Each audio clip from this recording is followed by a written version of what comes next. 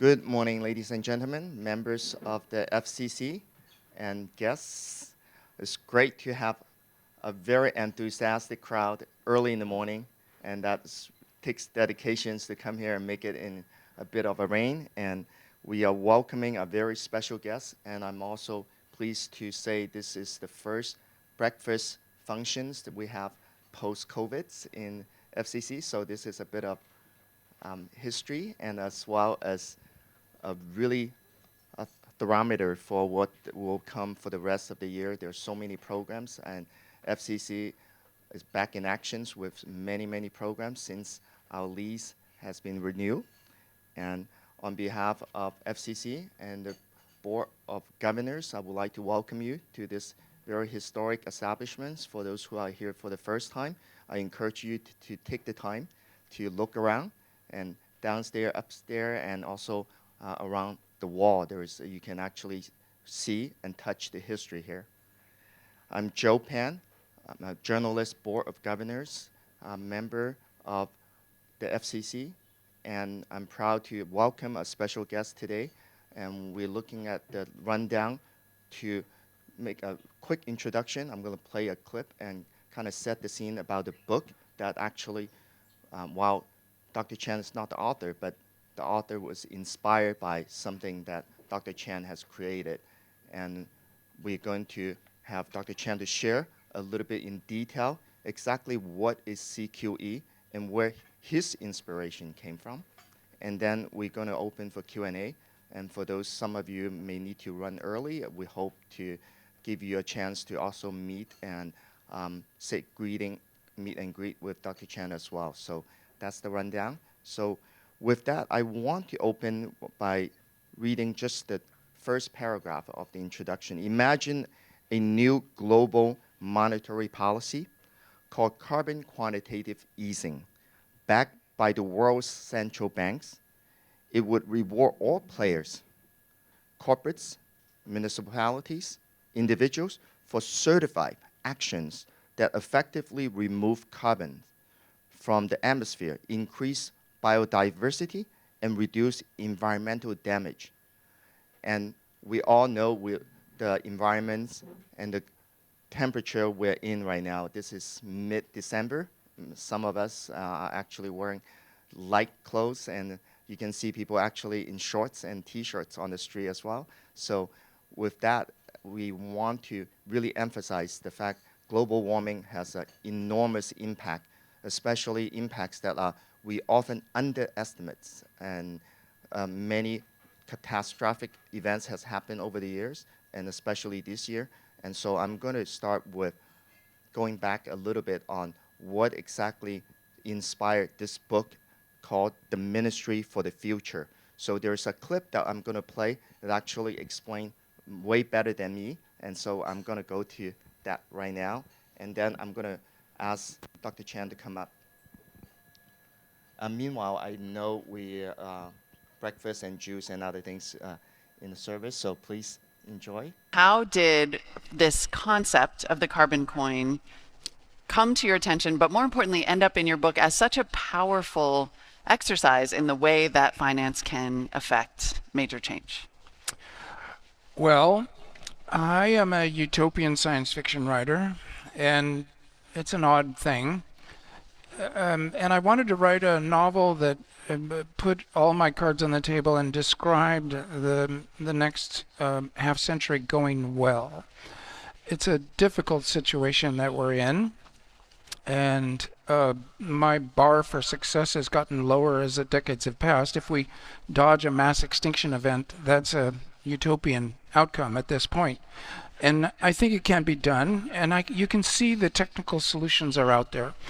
Many of you represent and are working on the technical solutions. And what occurred to me was we don't have a good way to pay for them. That investment capital goes to the highest rate of return.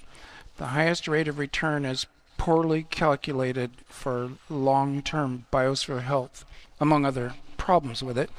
And so I began to look around. Well, how could you get people to pay for the necessary work to decarbonize the world quickly and encourage biosphere health all around.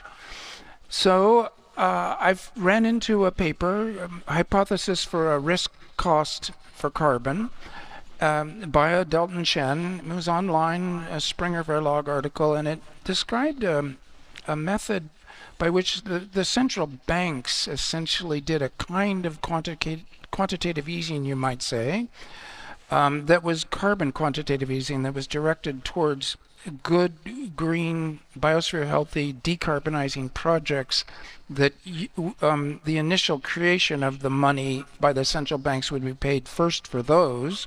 This was what I took out of Delton's paper. I based the entire plot of the Ministry for the Future, or the major plot, was based on the idea that a minister for the future, a UN functionary, convinced the leaders of the central banks to indeed adopt and deploy that program. And I believe very strongly that this is one of the reasons why my novel has been taken up with such enthusiasm over the last couple of years.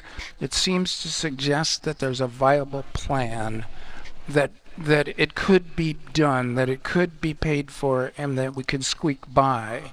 And people want that story. And then Dr. Chen, Delton, welcome.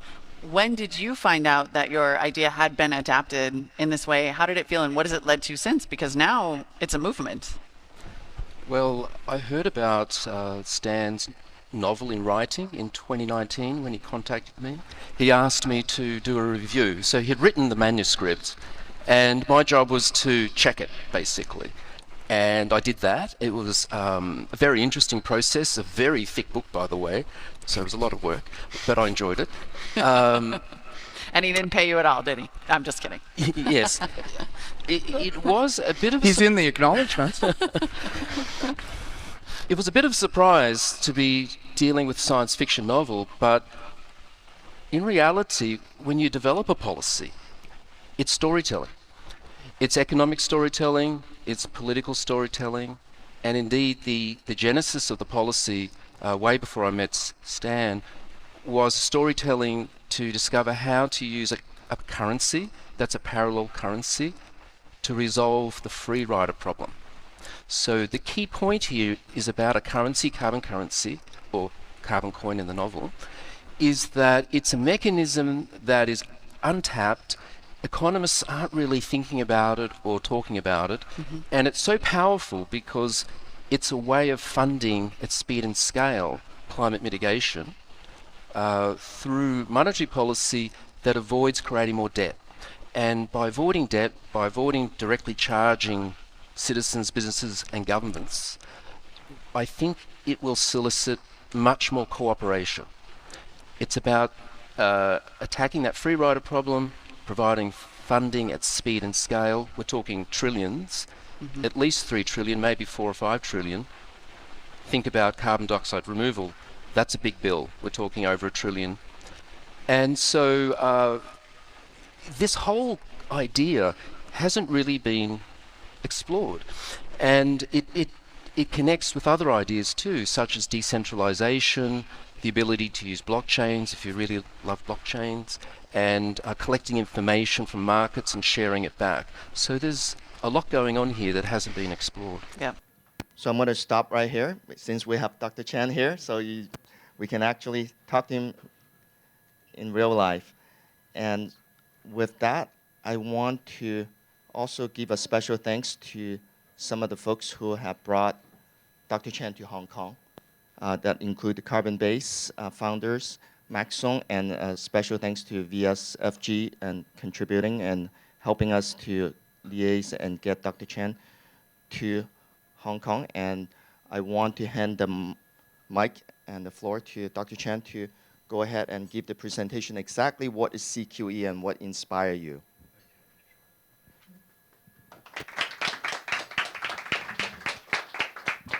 Well, thank you so much, Joe and Max, and the FCC for putting on this event. It's hugely important to me to be able to explain this to people, and to come here to Hong Kong, China. It's actually a wonderful experience for me personally as well. So thank you.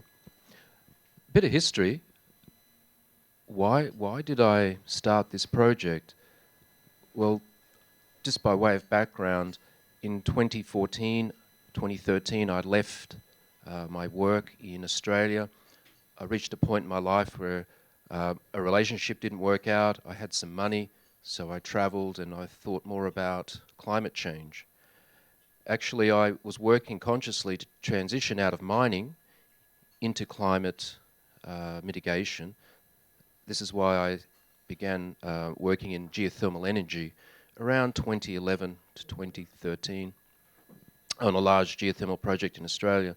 But the inspiration for this was an intuition that a currency instrument could be used to provide scalable finance for climate mitigation. I identified lack of finance back in 2013 as being a major barrier to achieving a safe climate. And certainly the last COP meetings, COP26, COP27 in particular, they really validate my thinking that our economy is structurally somewhat unable to respond to this crisis because of the monetary system, the financial system, and the other societal systems that support the economy. I'll talk about that more later. Actually, I better use this, excuse me. Okay, so we have some background to the book. Barack Obama read it, a few other people who are famous read it. I'll talk about carbon quantitative easing in central banks as well. Before we go to that, the book has this very dramatic story at the beginning about a heat wave in India. It's fictional, but it is based on science. In the novel, there's a very high wet bulb temperature that results in thousands of people dying. And we're not at that point yet. I don't think we're going to have massive wet bulb breaches with tens of thousands of people dying. Maybe it could happen in the future. However, I think many people are surprised at just how extreme our weather is becoming. You may have read, or of course you would know, that there was a major heat wave in China, central China. Some people are saying that it's the worst heat wave on record in the world. Central China exceeded 45 degrees Celsius and a very high nighttime temperature of nearly 35 degrees Celsius. Drought, it disrupted energy supplies, water supplies, as you know. So it's obviously serious, and the world realizes that climate change is real. Some people are still skeptical, but we can't really convince those people anyway. So the problem, one way to define this problem is to look at the finance gap. So the finance gap is very large, but not too large. It's measured in the trillions per year. The world economy is approaching 100 trillion per year in GDP, so it's probably affordable, though very, very expensive. This diagram, what it's explaining is our approximate trajectory based on the latest policies that the world has adopted under law. And currently, those guaranteed policies are taking us to about 2.5 degrees of global warming by the end of the century. So there are pledges coming out of the COP meetings and so on that would theoretically bring us closer to 2 degrees, but we can't be certain that they're going to work. So what this graph is saying is that if we were to stay at 1.5 degrees, we would have to follow this trajectory, the green, for our emissions. And it's comprised of CO2 and then the other greenhouse gases. This dark green band, this is also necessary to achieve the 1.5 degree goal, but the dark green band is not emissions. What that represents are carbon removals, where you take greenhouse gases out of the ambient atmosphere. These gases are very low concentration, so it's difficult to do. If we succeeded in removing this much, then you subtract the green from the lighter green, and thus you get to net zero. So this graph is pointing to net zero in CO2 by about 2050, 2060, and then net zero in all greenhouse gases by around, say, 2070. and that's to achieve this target. Of course, there are other variables, such as climate feedbacks, which we can't really predict with accuracy, but hopefully this would get us there. The International Energy Agency and other institutions estimate this conventional mitigation, in particular clean energy, would require an additional 3 trillion per year. That's additional to existing private and public finance. Other people or other institutions propose even more money is needed to not only mitigate through cleaner energy, but to transition the rest of the economy and also to invest in sustainability and SDGs. The removal will cost a lot. Nobody really knows how much because we don't have scalable technologies yet. We haven't been there yet. So a rough estimate, we'll put the price at roughly 1 trillion per year on average through the rest of the century, removing between 1 and, say, 20 gigatons per annum of CO2, which is an enormous amount. You may have heard that there are natural methods and engineered methods for carbon removal. The natural methods can't be scaled up indefinitely. We could only really, on average, take out maybe 4 gigatons per annum through natural methods before we put too much pressure on the environment. So that's the situation. This is the problem in a financial framing in terms of carbon. But the problem isn't simply this. The problem is also political, societal, primarily a lack of cooperation. So we would also need this money to solicit cooperation and to share information effectively around the world so that projects know how to run their projects, what technologies to use, and so on. So that's the problem space. And what about a solution? Well, the global carbon reward policy, this policy is quite complex. I'm not saying it's a simple policy, but it's framed by rewarding mitigation as opposed to taxing or penalising pollution. So I'm not saying that we don't need taxes, we don't need laws. That's not the case. I'm saying what we need are carrots and sticks, an optimal combination of carrots and sticks. And so I feel that we're lacking enough carrots. And typically, or generally speaking, we don't have an international policy to fund the carbon removal. Remember, it costs about $1 trillion per year on average. So this policy explicitly is funding carbon removal with a debt-free reward, scalable, using Rule 3. Rules 1 and 2, they're configured to deal with the clean energy we need, the transition of the energy system, and to decarbonise all the other sectors of the economy. But this policy, it is selective. It's not going to target everything. It's really going to target the hard-to-abate sectors, and it's going to approach this from a risk management style of decarbonisation, because you can't decarbonise everything at once. So we could talk more about that. So this is the basic format for the policy. Let's move forward.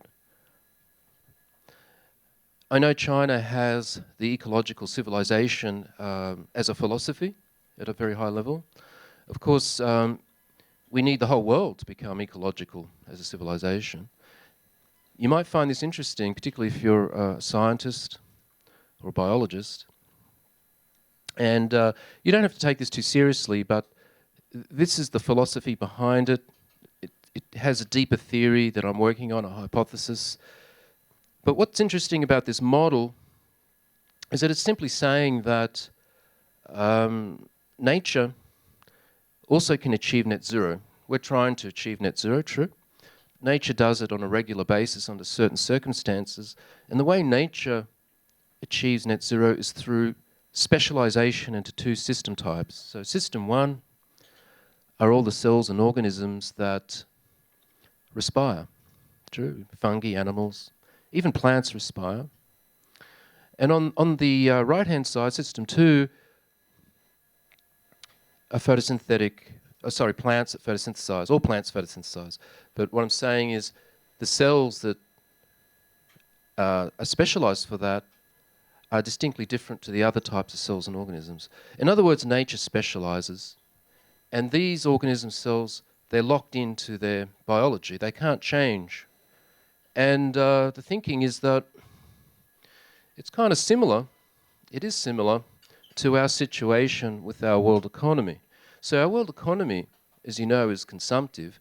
It's consuming fossil fuels, biofuels in particular, and other kinds of energy to do useful work, produce goods and services. And this economy wasn't suddenly created, it evolved into place over many decades and centuries, or even thousands of years if you want to think long term. And we have evolved our monetary system and economy using fiat currencies. These currencies are mostly created by commercial banks, and they're debt-based currencies. They're created by lending. They're lent into existence. So the debt-based money, because it does create debt, it also incentivizes more growth, because you need growth to pay back the loan with interest. So the energy that's coming in, the fossil fuels, are enabling this system to produce goods and services. My argument is because of the monetary system and all the other systems, financial systems that support it, we have locked ourselves into this consumptive economy model, and it's very difficult to decarbonise. And of course, it's producing greenhouse gases. We are decarbonising it, of course, incrementally, with all the existing policies. I'm not saying that they're useless. I'm just saying that they're unlikely to get us to 1.5 degrees because they're too incremental. And that my argument is we need a system change where we introduce a parallel system, system 2, which is analogous to the ecological or biological model. And system 2 would be created by our parallel currency and supported by monetary policy. So the monetary policy, what it's doing, it's helping to transfer resources, energy, labour, capital, skilled labour, into this parallel economy, system 2. And this economy is going to be specialised. Specialised for what? Well, mitigation, decarbonising the economy, cleaner energy, and removing carbon from the atmosphere. This system doesn't exist. It will be created with the implementation of a carbon currency that's debt-free. Debt-free because it's created without creating debt. I'll try to explain that a bit later. Gee, that breakfast looks good. I'll have to wait. So just to clarify one more point, if you find this a bit confusing, I'm not surprised because it's so new, but if this is constructed with a carbon currency and this with fiat money, how do we transfer the resources across? Well, we manipulate the exchange rate, or we manage the exchange rate. So I'll explain that. A higher exchange rate, more resources move across. And this system is going to take energy from the environment, clean energy, as well as energy from this system. Yeah, that was theory, more theory. My background is in engineering. I didn't study economics or finance at university, so I had to sort of discover the theory by reading papers and books. And what I came up with was a new framing for the standard theory on carbon pricing. And the standard theory is based on taxes, subsidies, which is attributed to Arthur Pigou. So they're called Pigouvian taxes, Pigouvian subsidies. That's the main theory that economists are using to explain the social cost of carbon, which is the negative externality. The inefficient market or the market failure is defined by the social cost of carbon. Economists also propose cap and trade. They like that policy. It's quite popular, obviously in China, Europe. There's the ETS. However, what's new here is that this matrix approach is something I developed. So what I'm saying is that to understand all of the possible social agreements with carbon pricing, we need to go to the social primitives, the fundamentals. So the fundamentals are that we can either apply sticks, that's negative pricing, or carrots, positive pricing. So that's why we have two rows. And then for the unit of account of the policy, we can use fiat or carbon. So we get two columns. Now, to explain this quickly, if you use fiat, such as with taxes and subsidies, you don't create a new instrument per se. You just have the policy and you give the money or take it away. But when you have carbon, you're creating a new instrument because it's a new unit of account. And so a new instrument becomes quite powerful because you can trade it. And this is where the economists propose cap and trade. And they say the government sets emissions limits, divides it up and gives it to industry, through an auction, or maybe they give them away. And then industry has their permits to pollute, and they might have too many permits, such they can sell them, or they might not have enough. They have to buy more permits. That's ETS. And the point here is that economists like this because the private sector can trade the permits, and the theory behind it is called the Coase theorem, that the market actors achieve a Pareto optimum. So what I've done through this matrix, which is new, identify a fourth quadrant that hasn't really been looked at by the economists, and I'm saying that this quadrant, I call it a carbon reward, is actually similar to cap and trade, but it's a carrot, so it's mitigate and trade. And so the instrument is our carbon currency, and I propose we can trade the carbon currency to fund it to a large extent. So the point I'm making is that this approach, it's linked back to standard economics through this matrix. And so I propose that there's a way to understand it and to communicate to economists and policymakers so it doesn't feel so alien. But there's a lot of theory behind this that's too technical to explain here. However, one point is the policy is actually going to create a positive externality. And that's something we don't hear about very much. What is a positive externality? Well, a negative is the bad stuff. A positive externality is when we create something good, call it a public good. So we're going to create a global public good with this policy. And what is that? Well, it's the ability to manage the risks associated with the carbon budget for the planet, for humanity, for the civilization. So that's the background. It doesn't end there. If you're confused by carbon markets, I'm not surprised because there's so much going on. This carbon pricing matrix, I think it could be very useful to communicate all the options in carbon pricing. So just expanded the matrix by putting the voluntary policies on the sides and another row down here for carbon credits. So what we see is that you can have this concept called shadow pricing. It's when a company creates an artificial tax within the organisation so that they're decarbonising internally. That's popular for some companies. Voluntary offsetting, that's when, say, Microsoft or a big company that's got lots of money and they say, oh, well, we want to be green. Let's spend so many millions on buying credits or decarbonising. And they might even say, oh, we're going to offset all of our emissions for the last 50 years. So they can do as much offsetting as they want, but it is voluntary. And so they might buy carbon credits. So these sticks, they can all, in theory at least, buy carbon credits. If they do that, they're offsetting. And the problem, or the limitation of offsetting, generally, is it doesn't necessarily get us closer to our climate goal because someone's polluting one place, someone's removing carbon somewhere else, and it's neutralising. But that approach also creates more risks because you don't have total control over what's happening where the offsetting is supposed to be happening or that the carbon credits are created, because there can be greenwashing, corruption and other problems. I'm not saying that this is bad, I'm just saying it has utility. We will always have offsetting. I think it is a good idea, but it's not enough. So this approach is sort of pointing to the other policy to pick up the slack where we're not making enough progress. So that's a theoretical framing. It's not really fully published yet. There's bits of it in the literature. Hopefully I'll find time to publish that. So See how we're going with breakfast. Good. Okay. We're getting close to the end, so there's not too much more.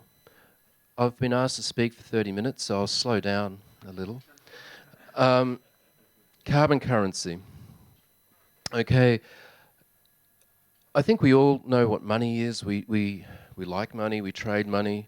Particularly here in Hong Kong, you must have to change money a lot into different currencies, US dollars and Chinese yuan and so on. So here, the unit of account, it's actually a representative currency because it's going to represent mitigated greenhouse gases. So the unit of account is 1 tonne of greenhouse gases mitigated for a 100-year duration. The time is important. There's a lot of reasons why we need to set a time frame. It doesn't make sense without the time frame, actually, because carbon can leak back in the atmosphere.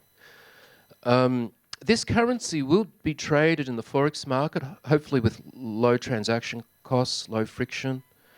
It would be given a ticker under international standards. So I propose XCC. Currencies with the X, they're typically experimental currencies or commodity currencies. You might be surprised to know that there's actually an XAU in existence. That's the gold currency, an XAG silver currency. So this is a carbon currency. You know, it's not that different to what we already have. However, I suppose like the gold currency and silver currency, this is not a medium of exchange. It's not legal tender anywhere. Importantly, it's not a carbon credit. Remember the matrix, it's not a carbon credit, so it can't be used to offset. This is very, very important because offsetting, remember, it does create its own risks.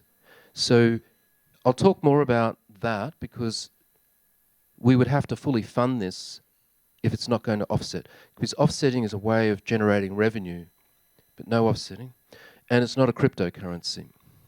Cryptocurrencies are private, decentralized ledgers with no central command control. This will have centralized management. So now we're a bit familiar with our carbon currency, XCC. How do we understand it? What's its utility? Well, the utility is what its economic value would be. So, for example, the Hong Kong dollar's got a lot of utility, store of value, because it's pegged to the US dollar. We want to know, what's this worth against other currencies? Indeed, the carbon reward by definition is the exchange rate. Okay? So if I said to you, oh, you've done a good job, you've mitigated 1 million tonnes, here's 1 million carbon currency, you might sound good, but that's not really the reward because you've got to define what the carbon currency is worth. It might be worth nothing or it might be worth a lot. So it's the exchange rate that defines the reward, and it's very convenient, I think, because if we were living in Europe, doing business in Europe, we'd want to know the reward in euros. So you just go to the XCC euro currency pair and then you have it. In this example, we've got the US dollar as the quote currency. So this currency pair tells us the US dollars per tonne mitigated. So that's the reward. So I think it's quite convenient. It's different to other currencies, however, or most other currencies, because this will be partially managed with a guaranteed long-term floor price. So I need to explain that. This is the long-term floor price. So a lot of detail here to take into consideration. Not easy to understand at first. I'll explain the thick line first. This might clarify. In the earlier graphs, you remember I showed how the world needs to pull out a certain amount of carbon out of the atmosphere, between 1 and 20 gigatons per annum, probably averaging around 10 gigatons. Well, what we're going to do is we're going to explicitly price that, the removal. Okay, so that's the first step. And what economists can do, scientists, engineers can do, is they can project how much we need to pull out and then price it. So if we roughly know what the technologies are and how much it's going to cost, we just need to price it per tonne, right? So we set the future exchange rate, the carbon reward, which just happens to be this black line. Okay, so that's calculated, assessed. Then it's published. When it's agreed, it's published. Now let's imagine the policy started here, and we're now at the year 2045. Just to explain how it works. So imagine it's the year 2045. We're here. And so looking backwards in time, our carbon currency has this guaranteed floor, just meaning it's the lowest exchange rate that will occur in markets. Why is it the lowest? Because we have a public finance guarantee underwritten by the central banks of the world, or the major central banks, ideally all of the central banks. So if the central banks play the game, they guarantee the exchange rate, think about how the world would react. Okay, noting that this is objectively determined from science and economics. Looking backwards, what this spot price is telling us is that the private sector, when they saw the carbon currency come into existence, they said, well, I want to buy it. Why? Because it's going to rise in value. This would be the minimum appreciation via the managed exchange rate. So the private sector will think, wow, if we own this carbon currency, we can enjoy the capital gain. And also we have a currency that has limited sovereign risk, because they know that no matter what happens in the world, the exchange rate's not going to fall below the floor. Okay, so it has some appeal. Also, if we open it up to retail as well as wholesale investing, mum and dad investors could also buy it and have a secure investment, pension funds also, so on and so forth. Now, you'd have volatility. Remember, it's only partially managed, so it's going to fluctuate. And that's what this is saying. Macroeconomically, my prediction is that with this approach, the private sector will pick up most of the carbon currency. And remember, we're talking 1 to 3 trillion per year or more in terms of purchasing power. So when the private sector buys the carbon currency, they're going to effectively divest out of other investments, because this will become, you know, another option in their portfolio. So just to give it a bit more context and explain how it would work, if we're at this point, 2045, the policy, the authority for the policy is not going to guarantee the full 100 years, because it's too far in the future. They just need to guarantee, say, the next 15 years. So it's locked in. Why is that important? Because the investors who are putting up money to build these massive carbon removal projects and mitigation projects, clean energy, their projects could run out to the future 10, 15, 20, 30 years, you know, high capex projects. So they need to have certainty about revenue, and that's why we lock in the guaranteed period just long enough so that the investors can go to the debt market, equity market for more money. Like they could go to development banks, commercial banks, borrow against their carbon mitigating potential. Another very important feature of this approach is it gives the global marketplace long-term price certainty. Okay, just generally speaking. My prediction is that with this approach, huge amounts of money will just pile into research and development. Logically, because if somebody invents a breakthrough technology to take carbon out the atmosphere, they're going to make billions and billions of dollars. And it gives them the certainty, right?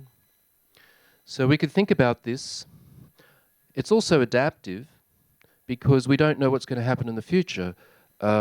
We might find that climate feedbacks are stronger than what the models predicted, and that's typically the case.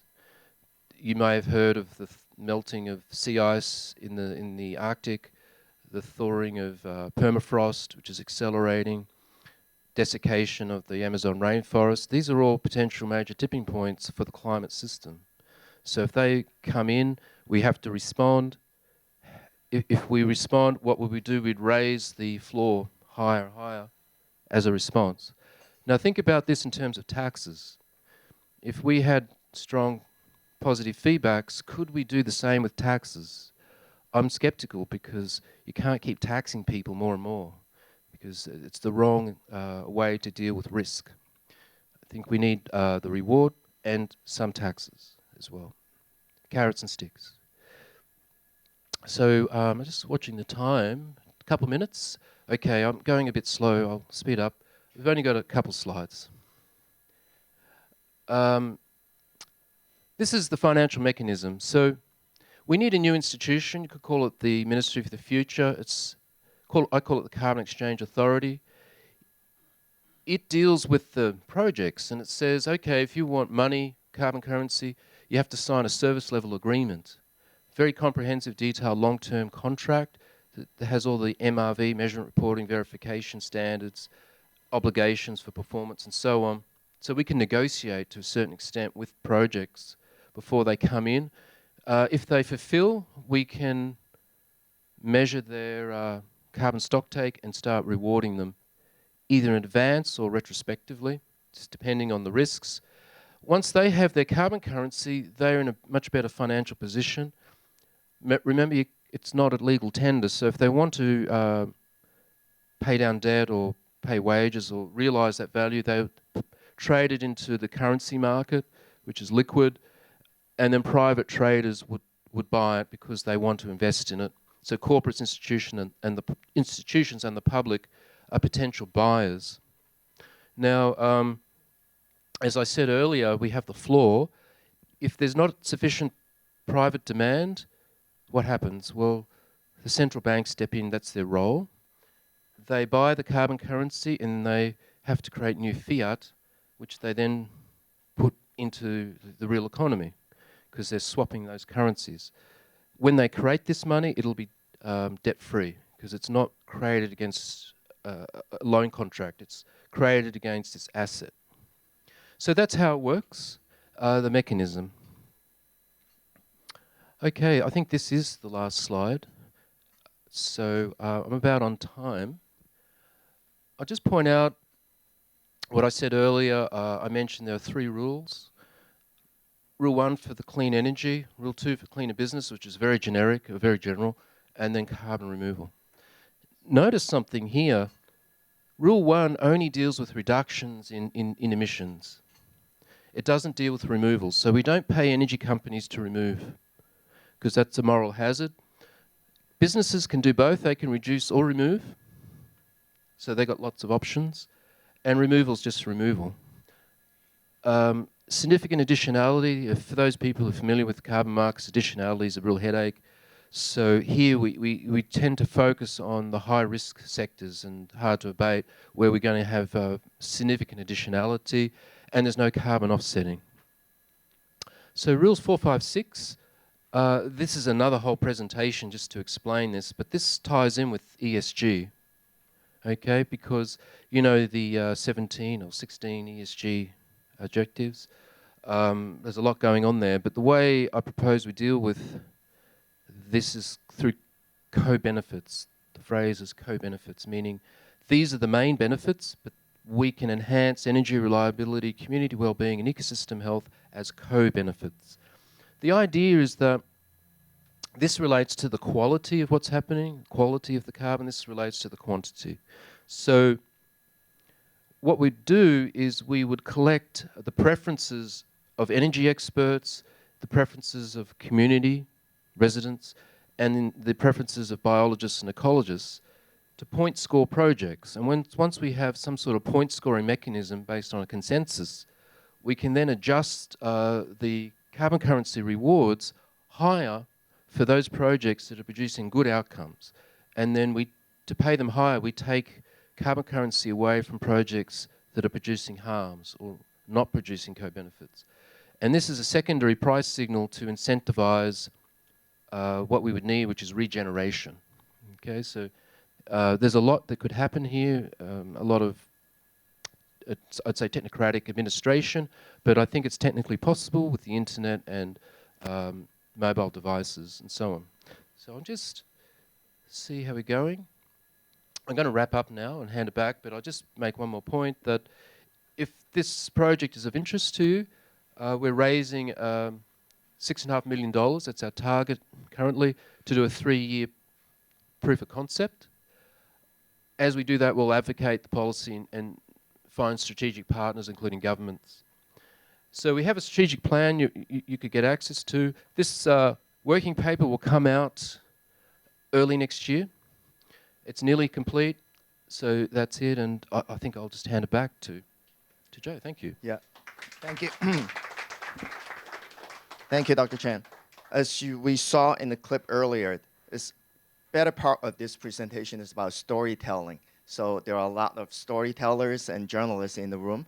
And so one of the questions when I was reading the book is the Chen paper. Where did the Chen came from? And a lot of us then say, wow, here you have a major bestseller novel that you're actually referencing someone from Asian descent and Chen. So if you can, and I'll pose the first question, and I'm going to ask the room and to our staff to help and see if any questions. We'll start right here. Well, if there are no questions, I'll just make a comment. Storytelling. Obviously, Kim Stanley Robinson's a storyteller. I'm not really a storyteller, but I did use storytelling to derive the basic economic and political model for the policy. That's way back in 2014, and it has evolved because there's so many technical details to grapple with, including carbon quantitative easing. So what I think is really interesting is that today central banks have their own story. And their story that they tell themselves is that they should be market neutral. Now, what does that mean? It means that when they introduce policy or work on their mandates, then they don't want to distort markets by favouring, let's say, steel over concrete or transport over agriculture. They have this notion that they are meant to be market neutral. And I think that's the story that's blocking. Now, in all fairness, if I were in their shoes, I would be thinking climate change is a nightmare. Like if I was a central bank, I wouldn't want to be responsible for the Paris Agreement, and I understand. So with this policy, my thinking is that the central banks won't be lumped with all the technical work because they're not equipped for it. Their role is simply to trade the carbon currency to maintain the floor. In fact, if that were implemented as a protocol, they virtually have to do nothing much because it could all be computerized. Like with CBDCs, Enbridge CBDCs, with computer algorithms and checking. So who does all the work? Well, it's the Carbon Exchange Authority, the new institution that's proposed, also called the Ministry for the Future in the novel. And so that's a key story that I think we need to rethink. I'm going to follow up on the CBDC you just mentioned. When you started talking about the environment and the temperatures in China, and of course we all know sitting here in Hong Kong, CBDC is China has been ahead of the rest of the world and central banks in developing the CBDC. So it sounds like CBDC has a real potential be the platform and the use case for the carbon coin. Carbon currency, carbon coin is definitely another use case, yes. Yeah. But we don't need to rely on the CBDC. This could be implemented through conventional commercial banking infrastructure, I think, called real-time gross settlement systems or whatever they want to call it. So, but into the future, I think CBDC's the way to go. And the question about Chen, about yourself, yeah. What do you mean, like? You. So, definitely, you are with the last name Chen. Yes. And so, tell us a little bit about that. We haven't read or anything in the public. Okay, so Stan wrote the novel before I met him. I didn't know he was writing the novel. He wrote the manuscript. Then he asked me to check it. And so he decided to include my name in the novel as the author of the Chen paper, which is true. I'm the Chen the author of the Chen paper. So it may be that I'm the only person in the book who's real. The others are fictional characters. Yeah. I think that's what you're asking. Yes. Yeah. Thank you. So any question from the floor? Folks, do we have one right there? It seems to me that there's a thank you.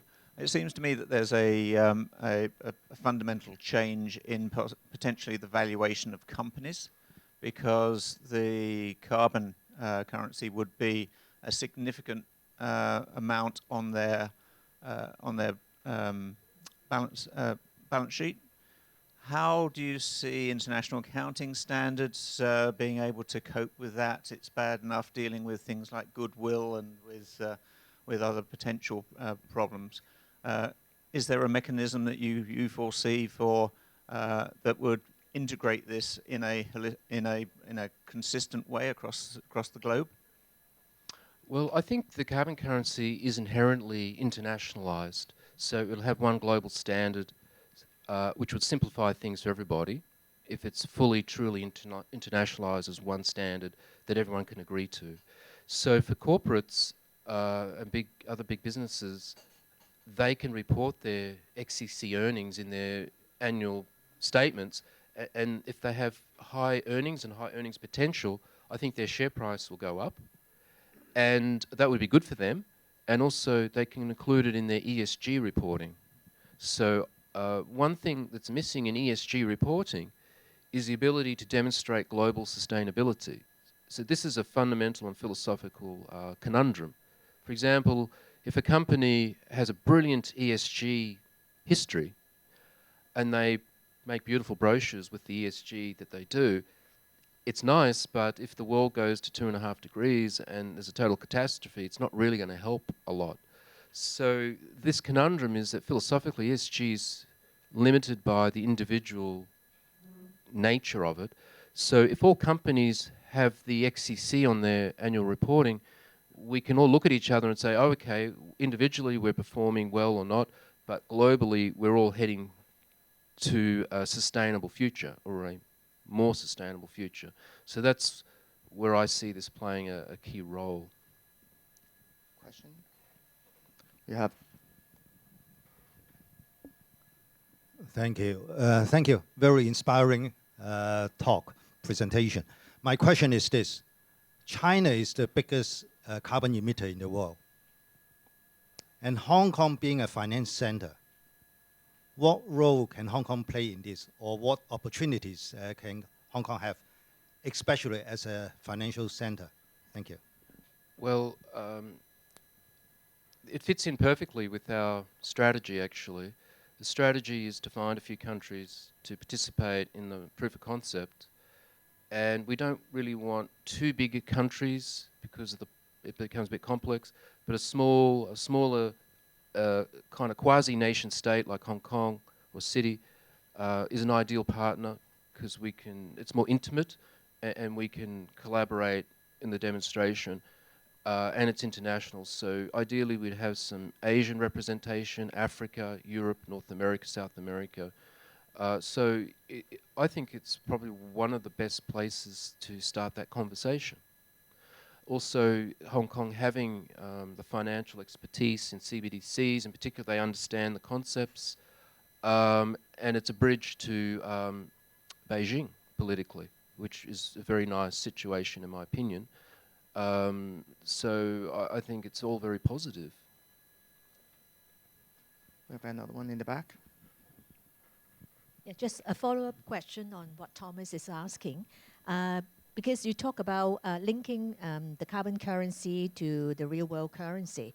So if China is the biggest emitter of carbon, but renminbi is not freely floated, not freely exchanged internationally, so how could you provide any standard exchange rate, or how could we deal with this if renminbi is still restricted? Yes, it's an important question. So to start with, most currencies are floating, some are managed. This policy won't interfere with that. In fact, the policy won't interfere with any central bank policies or mandates. Okay, so governments, central banks are free to do what they want to do. However, this is kind of like a somewhat automatic program running in the background. Okay, so the idea is that this institution, you will have to figure out what the price has got to be, the exchange rate, and then it's got to instruct the central banks when to buy the carbon currency and how much. And that will be driven by an algorithm. It will be computed mathematically using an algorithm that everybody can agree on. And the algorithm that I think could work is one that simply says, let's say this is the British economy, the American economy, European economy, and say the Chinese economy. I hope I got that right.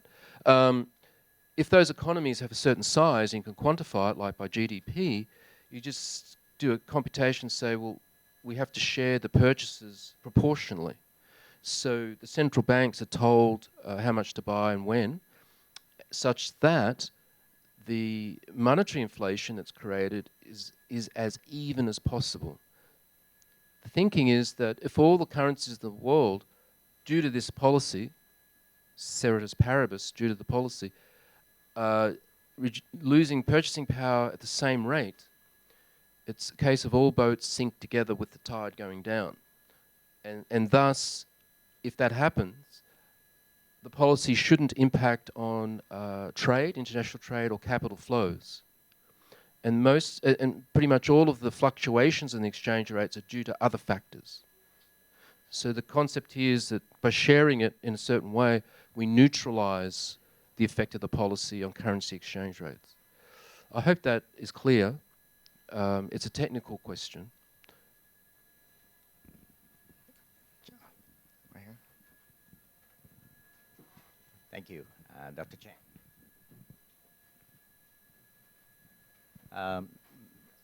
Thanks for an excellent, inspiring presentation. Hong Kong, I'm talking about Hong Kong now. Warm welcome to Hong Kong.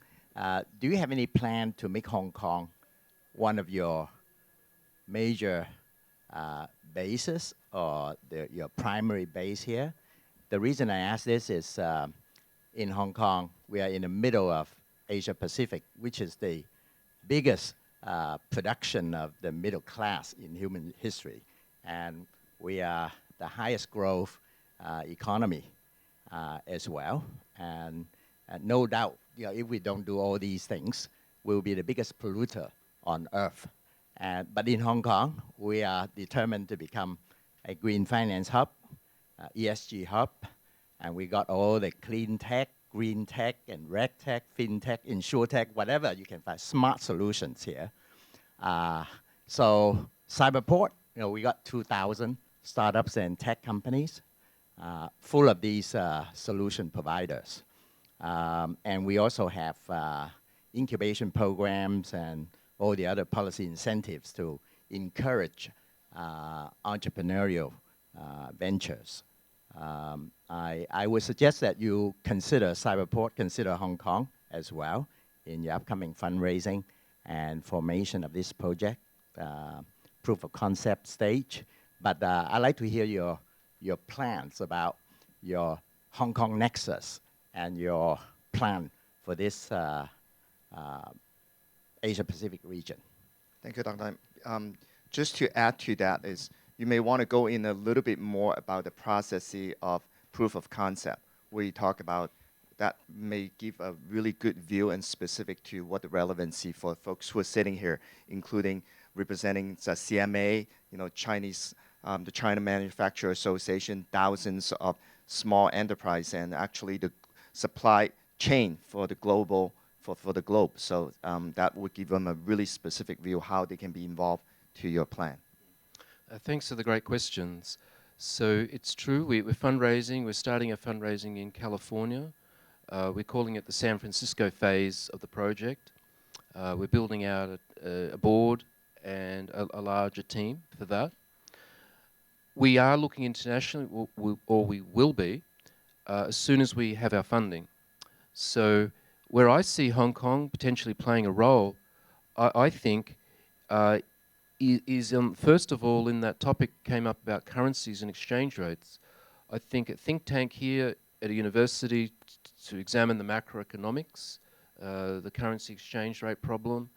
So that's the aspect of the carbon exchange, how it's going to deal with the central banks. So that would be a great place to start.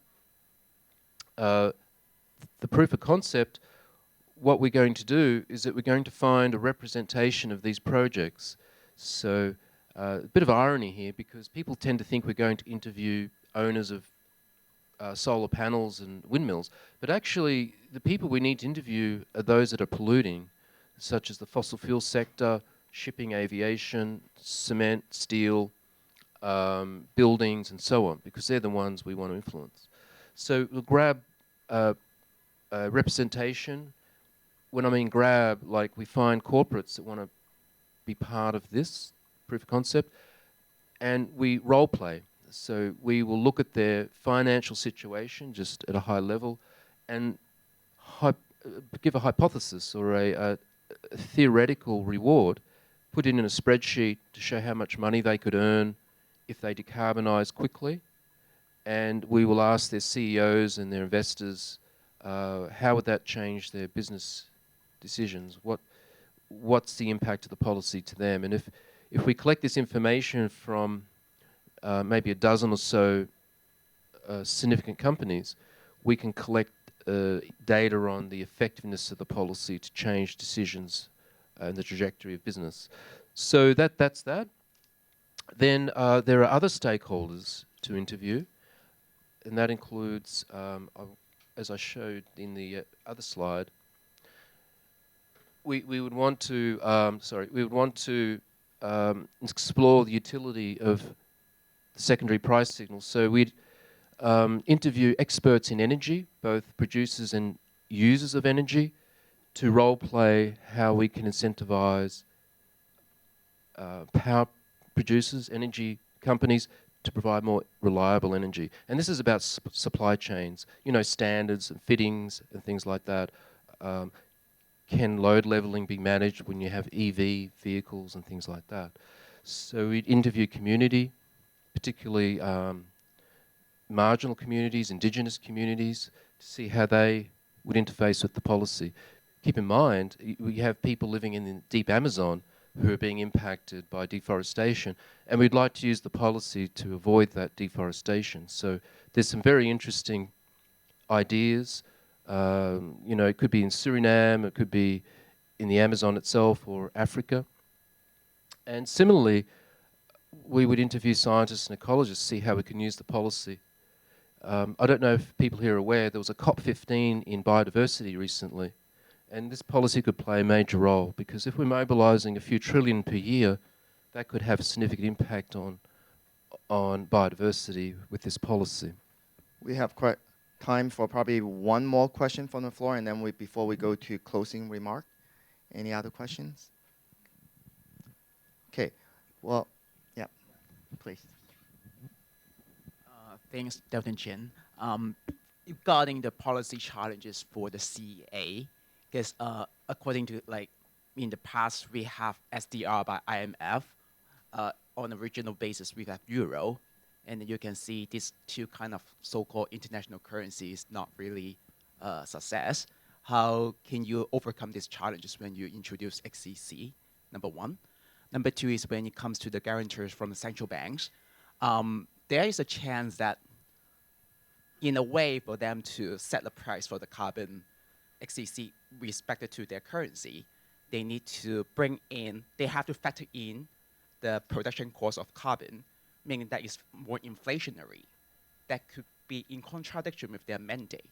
How can you overcome this, and then how can a central bank to helping to set the price while not in contradiction with their mandate in respect to employment and also price level? Yeah, thanks. Okay, that's a lot. So I think the first part of your question was SDRs from the IMF, is that right? Like special drawing rights. Yeah, I've looked into that a bit. I'm not an expert on SDRs, but this is really different, because the SDRs are really loans anyway. They're low interest loans for nation states when they need money in a hurry for whatever reason. And there are people I know personally who are looking at using that model and extrapolating it out to pay for climate mitigation. I have my own personal opinion on this. My thinking is that debt-based approach won't scale up because it incurs a debt, has to be paid back, whereas this doesn't, and that's a huge difference. So the IMF has some programs for ecological work, which is great, but I think what I hear, the IMF is quite complicated by politics, so it might be easy to start fresh. The other question was central bank mandates and policies. Well, as I said earlier, this approach won't block them from applying any other policy they wish. Every nation state's free to implement any monetary policy and mandates they want, but they'd have to give up some sovereignty for this. So each central bank would have to give up sovereignty in that they have to follow the protocol. Now, I think your question also related to something else, that was inflation. If these central banks under the policy do create more money, yes, it's going to create monetary inflation, that's without a doubt. However, economics is really about managing trade-offs.